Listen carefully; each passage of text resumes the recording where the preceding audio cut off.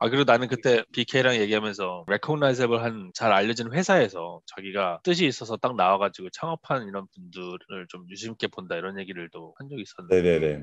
그러면서 얼마 전에 그 내가 카톡에다 보냈던 업스타트 있잖아. 네. 네. 거기가 구글 출신들이 지금 만든 거거든.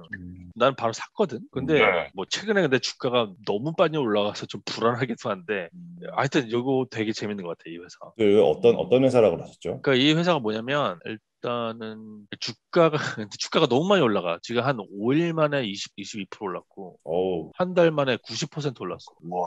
이게 약간 좀 너무 불안한데 너무 그리고 6개월 만에 460% 올랐네.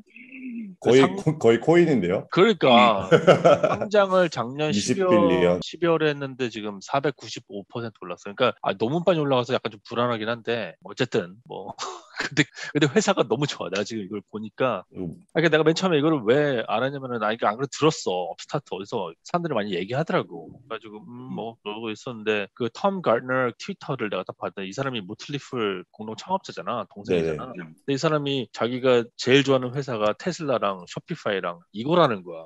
저 봤어요. 그 트윗 봤어요, 어. 저도. 그래가지고 이러면서 공부 좀 해봐야겠다. 그래서 막 봤는데 여기가 그거잖아. 원래 그 대출 받는 사람들 미국에서는 다 파이코 그 아, 크레딧 스코어 가지고 다 대출 받잖아. 네. 근데 이게 파이코 요 신용 점수 산정 방식이 막 1950년대에 만들어진 거거든. 근데 그 이후로 이렇게 발전이 제대로 안 된 거예요. 그러니까 이게 좀 어느 정도 그래도 공신력이 있고 신빙성이 있긴 한데 여전히 여기에서 뭔가 제대로 신용 점수를 못 받는 사람들이 있는 거야. 특정한 상황 때문에. 예를 들면은 우리가 대학을 막 졸업하고 나서 신용이 없잖아. 미국에서. 그래서 막 나 유학생 때 막 크레딧 카드 못 만들어 가지고 사람들 다 데뷔 카드 쓰고 그러는데 누가 막 신용카드 만들면 막 어떻게 만들었어? 막 이러면서 대박. 와. 막 그랬다고 막 야 너 대단하다 막 그랬거든. 근데 그만큼 좋은 대학을 나오고 유망한 메디컬 스쿨을 다니고 있거나 이래도 크레딧 쌓을 기회가 없잖아 사실. 그러니까 대출이 안 나오는 거야 이런 사람들은. 아니면은 뭐 대출이 나와도 자기가 실제로 받는 인컴 나중에 직장을 잡아가지고 먼틀리 인컴이 있고 막 이제 대출은 나올 수 있지만 이 신용을 쌓을 수 있는 기간이 없어가지고 이자율에 피해를 보는 거지. 아니면은 자영업자들 보면은 굉장히 뭐 돈 많으신 분들 많은데 현금 부자신 분들 있잖아 보면은.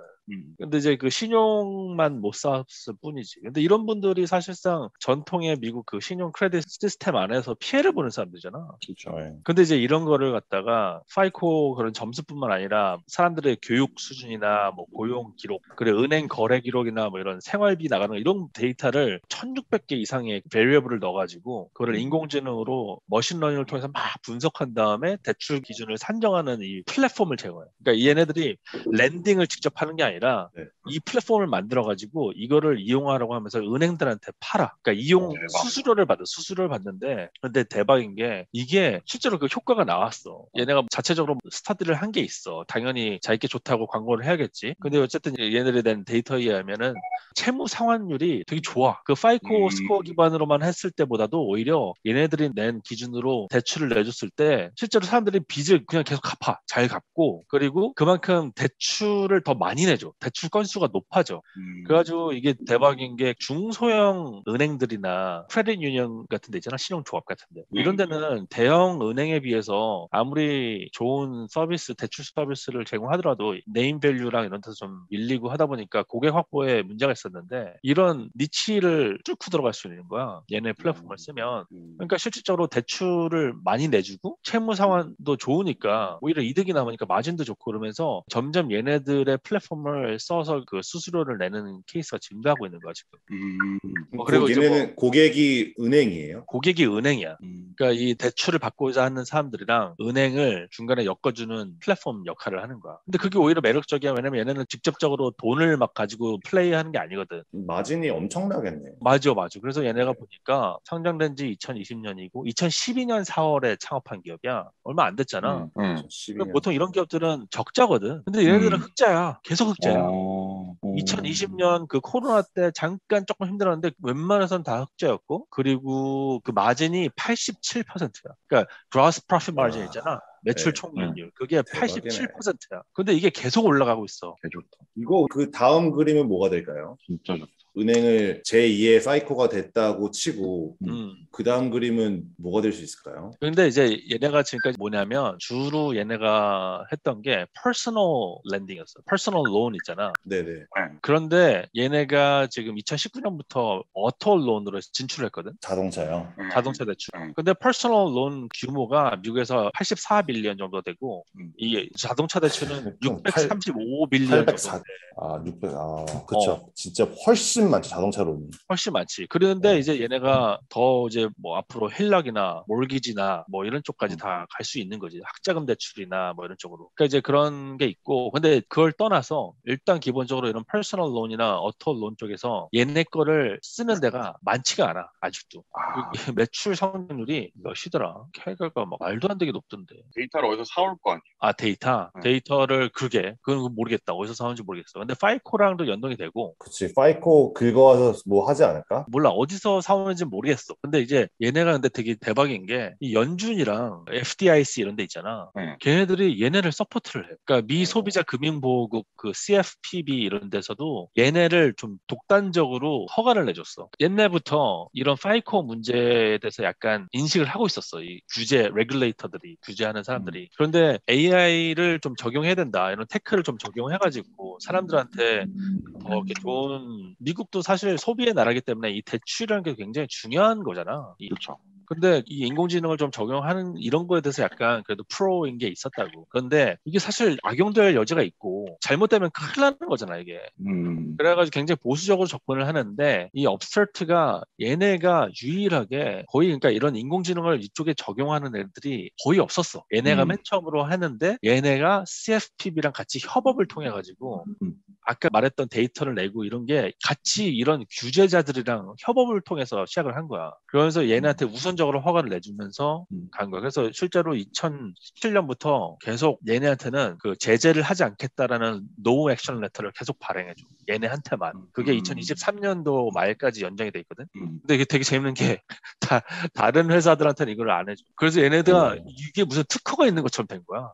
레귤레이터들이 얘네가 서포트를 해주면서 이게 약간 무형 자산처럼 된 거야. 하여튼 좀 재밌어. 근데 이게 왜 그러냐면은 봤더니 얘네가 좀 특이하게 아까 말한 것처럼 전통의 은행과 협업을 하는 기업이잖아. 직접 랜딩을 하는 게 아니라 핀테크 기업 중에서도 보통은 뭐 내가 직접적으로 뭔가를 하겠다 이런 게 많은데 얘네는 그냥 중간 역할만 해주니까 기존의 은행 산업이 않는 거야. 그리고 오히려 4대 은행들은 보면 뭐야 웰스파고나 있잖아. 뱅크 오브 아메리카, 체이스, 뭐 US뱅 이런 애들은 자체적으로 인공지능을 막 개발하겠다고 했는데 아까 말한 그런 작은 애들은 그럴 여력이 안 되잖아. 근데 그런 여력이 없는 애들한테 얘네가 서포트를 해주니까 걔네가 막 같이 또 살아나고 있는 거야 그쪽. 그러니까 이런 FDIC 입장에서는 이게 굉장히 좋은 거지. 전체적으로 이런 은행업이 살아나는 거잖아.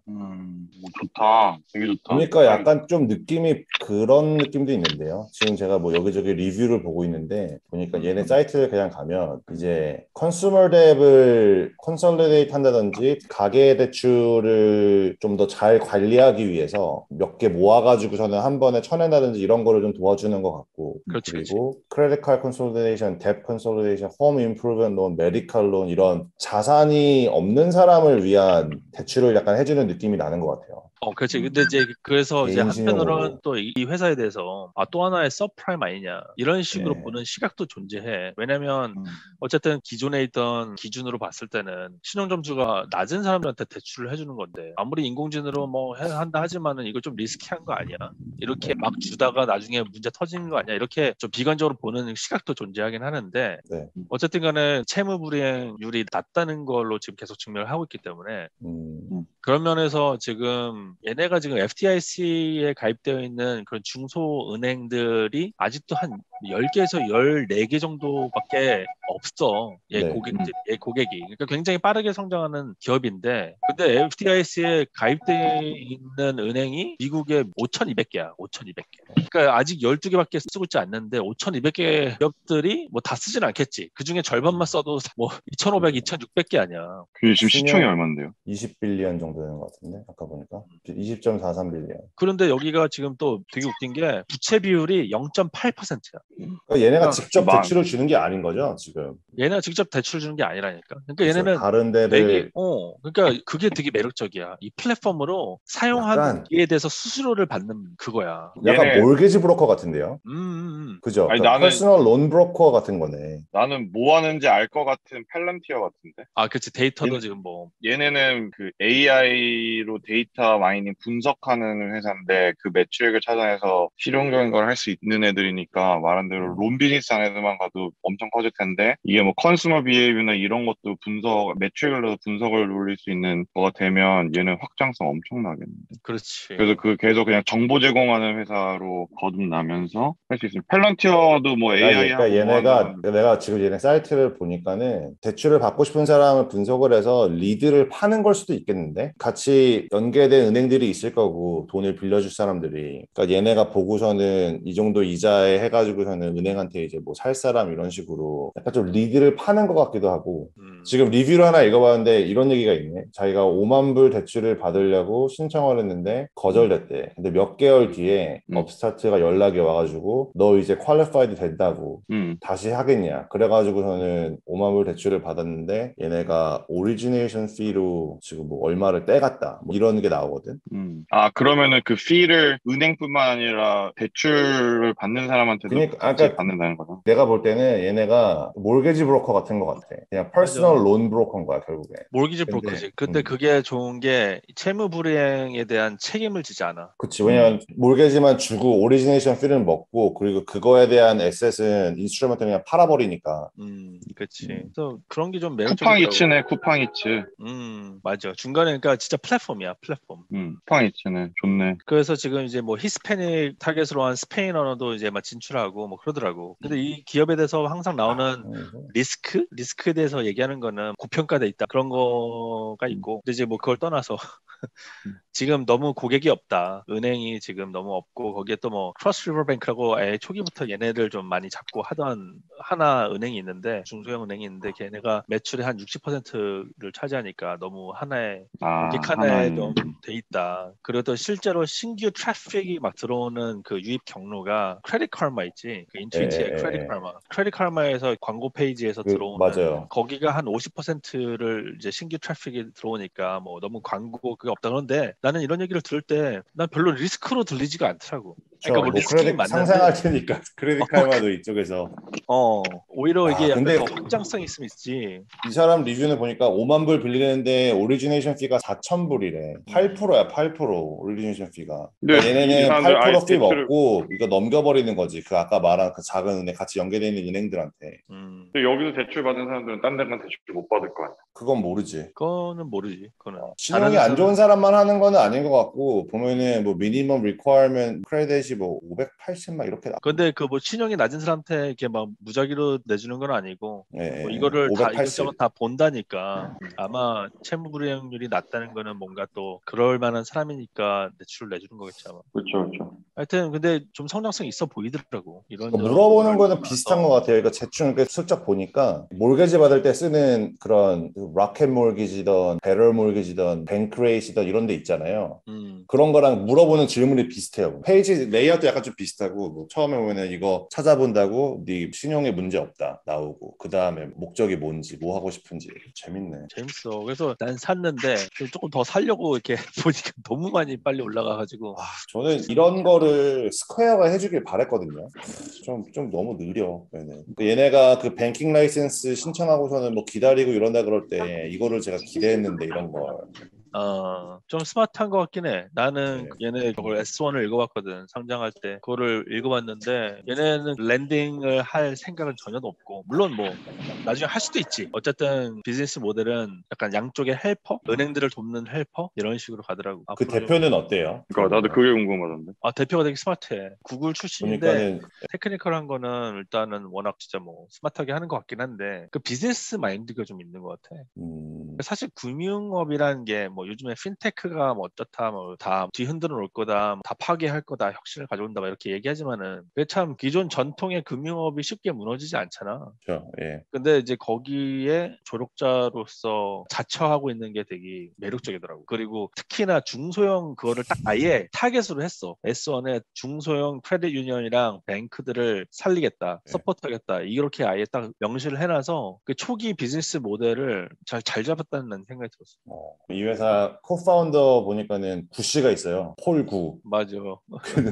근데 보니까는 썸머 애널리스트로 디샤에 있었네요. 베조스 나왔던데 거기서 티우 펠로라고 됐어요. 피터 티우 그 펠로십 프로그램에서 거기 맞다. 펠로로 피터 실 출신이야, 맞아. 네, 거기 나왔네요. 예일 컴사 졸업하고. 야, 참. 아, 다 그 동네 다 고만고만한 똑똑한 애들이 다 해먹고 사나 봐요, 진짜.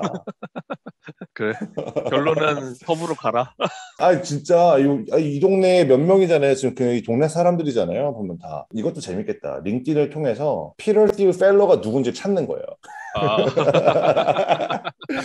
그 얘네 뭐 하나 페이팔 마피아들이 다 잘 페이팔 나가긴 마피아. 하지. 아 근데 페이팔도 무슨 뭐 준비하고 뭘 하더라? 맞아. 무슨 슈퍼 앱? 슈퍼 플랫폼 뭐 이런 거 만든다고 그런 얘기 나오는 것 그러게, 같은데. 페이팔도 플랫폼 만든다고 하더라고. 예. 참, 페이팔 참 대단해요. 진짜 오래 가요, 그죠? 오래가. 근데 예. 뭐 너무 편하지 않아, 솔직히. 그쵸. 다 되고 좀 약간 대체 좀 불가능해. 슈퍼앱 중에 슈퍼앱은 카카오지. 이 전 세계에 확실히 그런 회사가 없지. 이런 핀테크 쪽에서 업스타트를 흔히 말하는 그게 있잖아요. 핀테크 바스켓 해가지고 페이팔, 스퀘어, 비자, 마스터카드, 그 War Against Cash Basket 이런 얘기 하는데 업스타트 이런 것도 들어가면은 재밌겠네요. 업스타트 그리고 소파이도 이런 거 비슷한 거 하잖아요. 그렇지. 얘네도 상장돼 있지 않나? 이거 차마스로 같이 해서 상장하지 않았나요, 얘네? 그쵸? 다 돼 있지, 네. 이미. 내가 그 글로벌 X에서 핀테크 ETF 홀딩스를 보고 있거든. 핀엑스 ETF. 근데 거기에 뭐 다 있네. 업스타트도 이미 들어가 있네, 보니까. 아, 그래요? 들어가 있어요? 제일 많은 게 에지엔, 그 네덜란드 회사 아니야? 전 모르겠는데. 네덜란드의 핀테크 회사. 그리고 인투이트가 그 다음이야. 커브텍스. 그 다음에 스퀘어가 있다. 네. 그 다음에 페이팔. 그 다음에 코인베이스가 있네. 근데 코인베이스가 꽤 높이 있네.